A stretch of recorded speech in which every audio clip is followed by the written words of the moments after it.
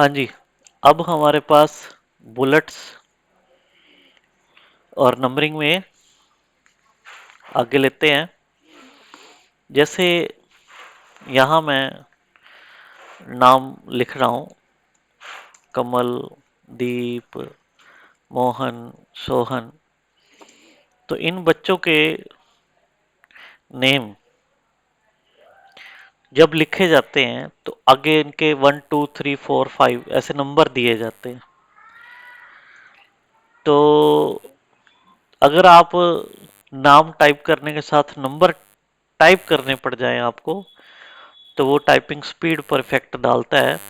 पहले तो आपको नंबर लिखना पड़े, फिर डॉट लगाना पड़े, फिर टैब बटन प्रेस करना पड़े, फिर उसके बाद नाम लिखना पड़े, फिर उसके बाद नंबर, फिर डॉट, फिर टैब बटन, फिर उसके बाद नेम। तो ये क्या होता है कि स्पीड स्लो हो जाती है, आपकी वर्किंग स्पीड। तो यहाँ एमएस वर्ड में एक फैसिलिटी है कि भाई आपको ये जो नंबरिंग है ये खुद नहीं देनी, ये कंप्यूटर एमएस वर्ड जो है फैसिलिटी देता है कि भाई वो ऑटोमेटिकली टाइप होती है। तो अगर ऐसे नंबरिंग देनी है तो आप कौन सा ऑप्शन यूज करोगे? ये रहा, जहाँ आप देखें सेकंड ऑप्शन है ये नंबरिंग। नंबरिंग में भी आपके नंबरिंग के कई सारे ऑप्शन है कि भी आप नंबरिंग देना चाहते हो वो 1 2 3 देना चाहते हो नंबरिंग में, सिंपल 1 2 3, या 1 2 3 का फॉर्मेट है या ब्रैकेट के साथ आप 1 2 3 देना चाहते हो। नंबरिंग आप रोमन में 1 2 3 देना चाहते हो, रोमन में भी बड़े या छोटे यानी कि कैपिटल स्मॉल मान लो, ठीक है। या नंबरिंग आप एबीसीडी देना चाहते हो, ठीक है, और एबीसीडी में भी कैपिटल स्मॉल है। तो ये कई सारी चीजें हैं। तो यहाँ आप नंबरिंग के भी यहाँ पर ली जा सकती है, सीक्वेंस होते हैं। मैं यहाँ पर ये वाला ले लेता हूँ। अब मैं वही काम कर रहा हूँ, कमल, दीप, सिंह, मोहन, सोहन, विजय, करण, ठीक है। तो ये आप देखें, ये जो नंबरिंग है ये ऑटोमेटिकली आ रही है। मैं जस्ट मैटर टाइप कर रहा हूँ, तो ये नंबर्ड है। ओके। उसके बाद कई बार हमें कुछ पॉइंट्स लिखने होते हैं लेकिन उनकी नंबरिंग यानी कि 1 2 3 या एबीसीडी या रोमन 1 2 3 नहीं देना होता। हम चाहते हैं कि उसकी जगह पर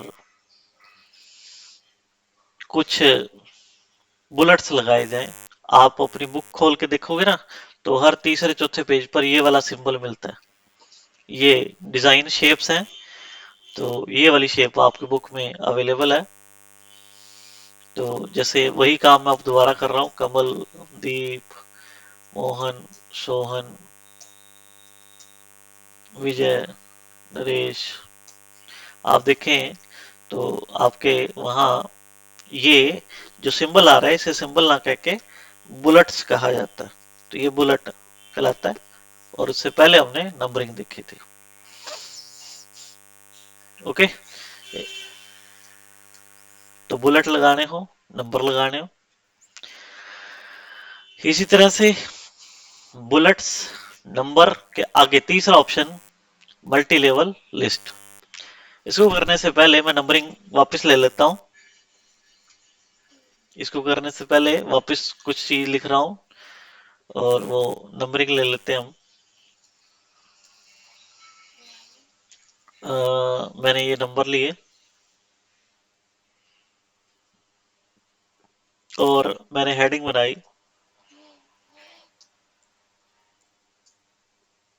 एमएस वर्ड, हमारा जो टॉपिक चल रहा है वो।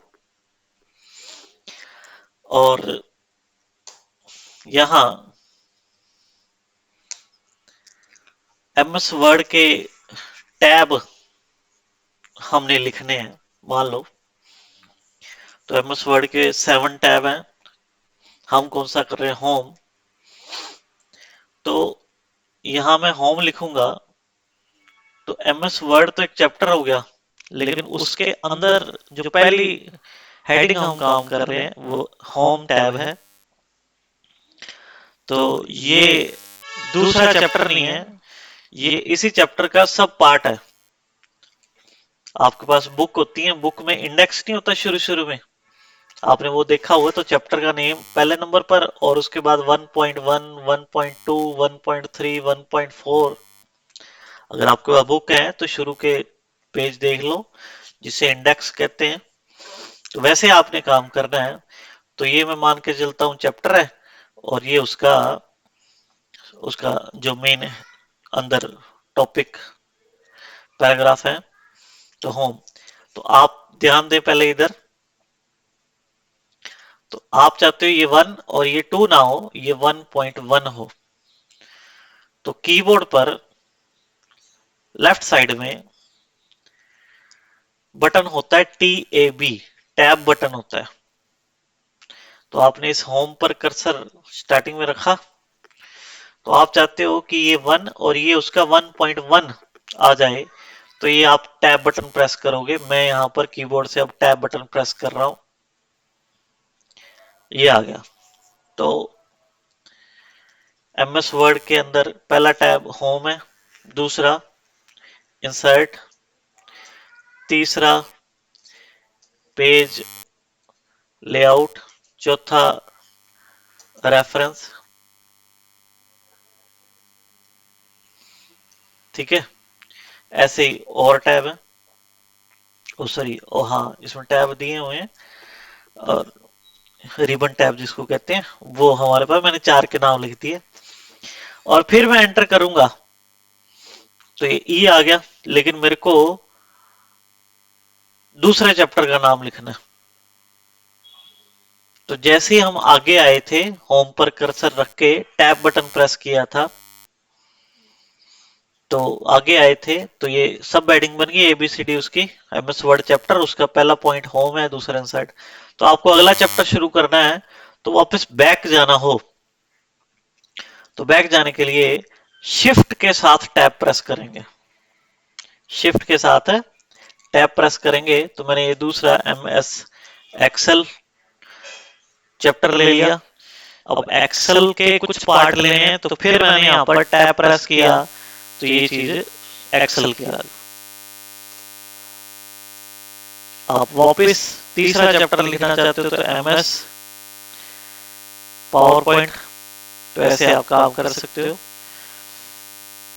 तो ये नंबर लगाया, यहाँ देखें, ये सब बनाने के लिए मैं यहाँ ब्रैकेट में लिख देता हूं, मैंने क्या किया था, टैब बटन पर क्लिक किया था, और यहाँ D के बाद E पर जाने के लिए मैंने वापस E पर आने के बाद वापस पीछे जाने के लिए मैंने यहां पर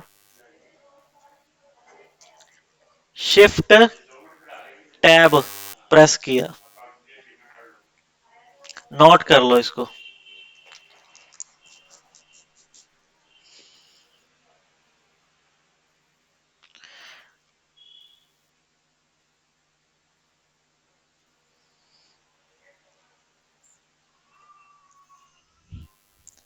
ये मेन और ये सब हेडिंग बनाने के लिए, यहाँ टैब करके और वापस पीछे जाने के लिए इसके नीचे वाला जो हेडिंग बनाया, शिफ्ट टैब, दोनों बटन है, टैब बटन कीबोर्ड से, ये भी एक बार नोट कर लो, आगे चलते रहेंगे, समझ आता रहेगा। अभी थोड़े कंफ्यूजन है, वो डाउट्स हैं, वो क्लियर हो जाएंगे, एक बार समझते रहो इसको। ये मैंने कैसे किया बस उतना ध्यान रखना है। तो ये आपने करना है टैब और शिफ्ट टैब। अब मैं लेके चलता हूं जो ऑप्शन मेरे को करवाना है, मल्टी लेवल लिस्ट। अब आप इसको सिलेक्ट करें, जो आपके लिखा गया है मैटर। अब आता है मल्टी लेवल लिस्ट। अब देखें मल्टी लेवल लिस्ट में है क्या, हमारे पास 1 नंबर पर MS वर्ड उसका ABCD ऑप्शन, और 2 नंबर पर MS एक्सेल ABCDE ऑप्शन। लेकिन हम चाहते हैं ये 1 के बाद 1.1, 1.2, 1.3, 2 के बाद 2.1, 2.2 हो, तो ये वाला लिस्ट आप ऑप्शन ले लेंगे। अभी ये वाला आ रहा है ABCD वाला, 1 के आगे A, हम चाहते हैं 1.1, तो इसके लिए ये ले लेंगे। जैसे मैंने क्लिक किया तो आप देखें अब ये इंडेक्स की तरह काम कर रहा है। देखिए इंडेक्स की तरह काम कर रहा है। तो ये वर्ड 1.1234 इसको आप मैच करोगे तो आपके बुक के अंदर जो इंडेक्स है उसके सिमिलर है। दोबारा देखें, मैंने ये सिलेक्ट किया है अभी 1.1 वाला, अब आप ये वाला वापस कर रहा हूं तो आप देखें 1 ABCD 2 ABCD। ये फॉर्मेट कब यूज किया जाता है? जब आप जो ऑब्जेक्टिव टाइप क्वेश्चन पेपर तैयार कर रहे हो उसके लिए मल्टी लेवल लिस्ट में यूज किया जाता है। और ये कब यूज किया जाता है? जब आप इंडेक्स बना रहे हो उसके लिए यूज किया जाता है। तो हमारे पास ये पहला बुलेट था, फिर नंबर, फिर मल्टी लेवल लिस्ट। उससे पहले अलाइनमेंट कितने थे? 4 अलाइनमेंट थे। और लास्ट जो क्लास थी, पिछली जो क्लास थी हमने प्रीवियस क्लास, उसमें लाइन स्पेसिंग और यहां से शेडिंग और फिर बॉर्डर किया था।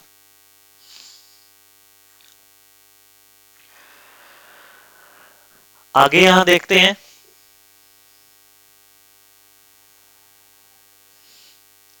हमारे पास ऑप्शन पैराग्राफ ग्रुप में 2 दिए गए हैं, डिक्रीज इंडेंट और इंक्रीज इंडेंट।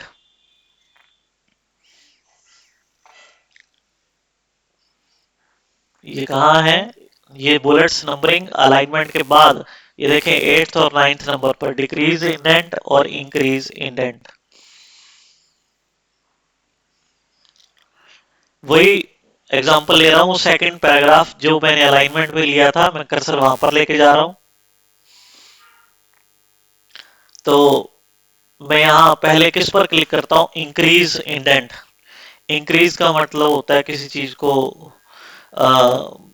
बढ़ते क्रम में लेके जाने के लिए, बढ़ाने के लिए, ठीक है ना। तो यहाँ पर इस बटन पर क्लिक करने पर इसकी वर्किंग क्या होगी? जहां हमारा कर्सर होगा उस पैराग्राफ के लेफ्ट साइड से जो स्पेस है, इंडेंट स्पेस को वो बढ़ाता रहेगा। लेफ्ट साइड के स्पेस को, यहाँ देखें इस तरफ ध्यान देते रहे तो ये स्पेस जो है लेफ्ट इंडेंट बढ़ रहा है। और डिक्रीज का मतलब होता है कि घटाना, एक तरह से कम कर देना। तो ये वापस स्पेस कम कर रहा है। तो ये इंक्रीज और ये डिक्रीज, ठीक है। अभी इसी को समझने के लिए 2 ही हैं कि भाई इंक्रीज करोगे तो लेफ्ट साइड से स्पेस बढ़ेगा, ये देखें, और डिक्रीज करोगे कम होगा।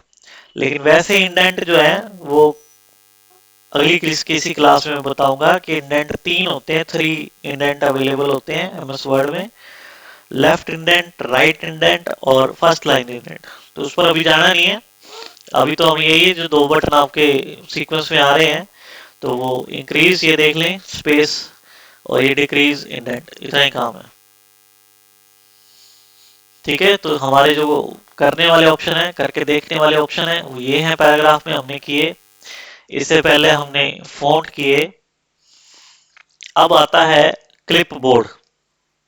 ग्रुप कौन सा है? क्लिपबोर्ड, जिसमें कट कॉपी पेस्ट ऑप्शन है। कट कॉपी पेस्ट, देखते हैं क्या है ये। मैं यहां पर सेकंड पैराग्राफ के बाद कोई मैटर लिख रहा हूं, आईटी सॉल्यूशन और 13A सेतिया कॉलोनी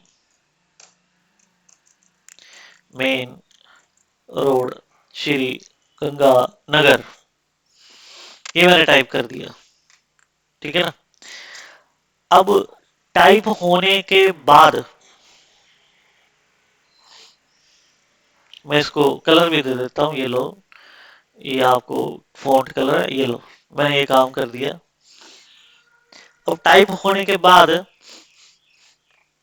मेरे को कहा गया कि भाई ये IT solution 13A Setia colony, 13A जो है सेतिया कॉलोनी, ये वाली लाइनें यहाँ नहीं लिखनी थी, तो ये गलत जगह पर लिख दिया आपने। तो मेरे को कहा गया कि भाई ये इस पैराग्राफ के बाद यहां लिखनी थी, ये नीचे। तो एक तो तरीका यहाँ से है कि भाई मैं इसको सेलेक्ट करूंगा या जैसे लिखा था वैसे एक एक करके डिलीट करूंगा और फिर यहाँ नीचे आके दोबारा टाइप करूंगा। तो डिलीट करके और दोबारा टाइप करने में बहुत समय लगता है।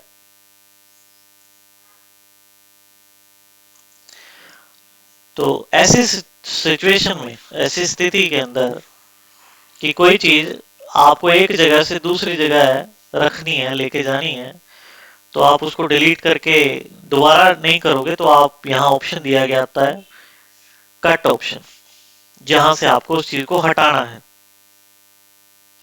तो मैंने ये देखा IT solution 13 Setia colony main road, इसको सेलेक्ट किया। पहले माउस से आप सेलेक्ट करोगे और यहां से आपको इसको हटाना है, तो हटाने के लिए आप क्या करोगे, कट करोगे। मैंने जैसे ही कट किया देखे वो उस लोकेशन से वो चीज हट गई। और अब आपको जहां कट की गई चीज को दूसरी जगह पर मूव करना है, लेके जाना है, तो आप पहले वहां कर्सर रखोगे और फिर ये बटन होता है पेस्ट, उसको प्रेस करोगे। तो पहले मैंने सिलेक्ट किया, कट बटन पर क्लिक किया तो वो वहां से कट हुआ, यानी कि हट गया। फिर दूसरी लोकेशन पर गए और फिर मैंने पेस्ट किया, तो जिस जगह पर कर्सर बाद में रखा था हमने, तो वहां पर वो कट की गई चीज आ जाती है, पेस्ट हो जाती है। तो कट पेस्ट ऑप्शन एक मूव करने के लिए, टेक्स्ट को मूव करने के लिए, एक स्थान से दूसरे स्थान पर लेके जाने के लिए यूज किया जाता है। कट की शॉर्टकट होती है कंट्रोल एक्स, आपने पहले लिख चुके हो, कंट्रोल एक्स। और पेस्ट की होती है कंट्रोल वी।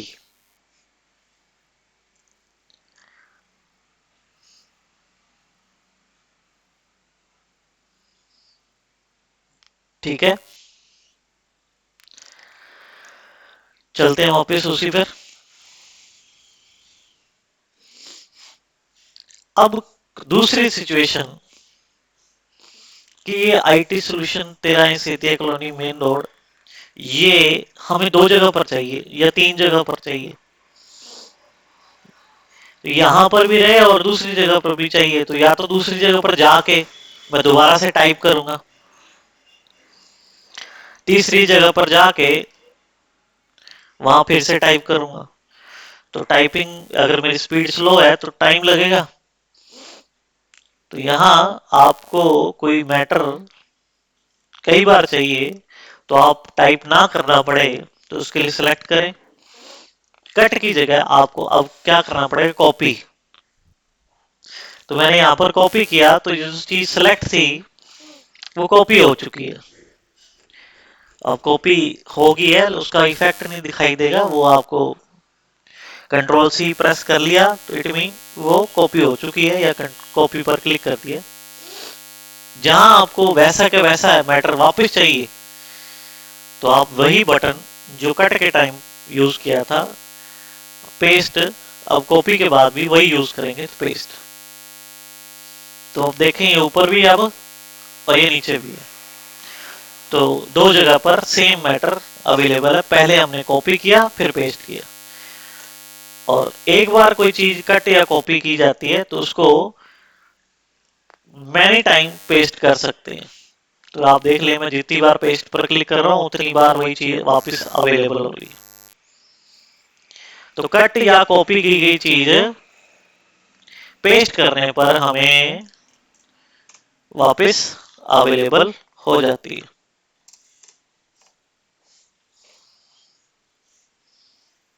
पेस्ट की कंट्रोल वी होती है।